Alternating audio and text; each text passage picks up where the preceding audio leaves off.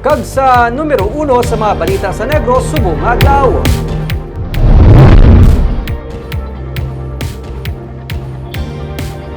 Uno tanan ka mga baboy nga wala sa nagakaigo nga papeles ang na-intercept sang barangay kag sang local area sa task force sa Escalante City sa Lunes. Kabahin sa mga shipment ang na-intercept man sa Banwa sang Calatrava.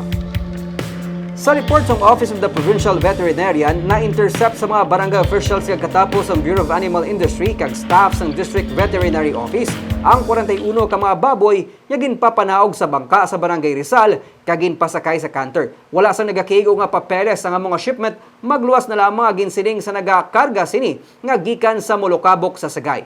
Pero sa pag-verify sa punong barangay sa Molocabok, wala man sila naka-issue sang barangay clearance para sa natungdan nga shipment. Rason nga ginpabalik sa point of origin ang mga baboy.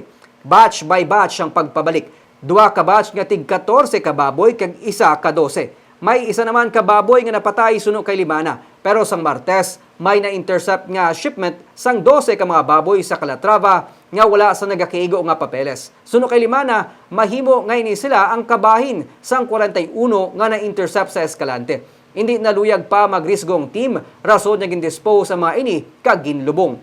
Hindi man mapatod kung gikan sa Cebu ang mga baboy. Suno kay Limana, nalakip sa maidid nga inabantayan sa tunga sang resurgence o kung pagbalik sang African swine fever among mga shorelines, mga puerto kag boundaries.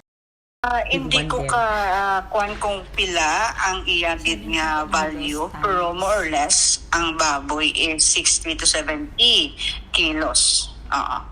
So 12 heads kay hindi nato abi so hindi kita mag-take sang risk sang risk kay tungod nga kita diri ara na kita sa third phase ang aton nga recovery program phase, so hindi ta pwede nga magrisgo.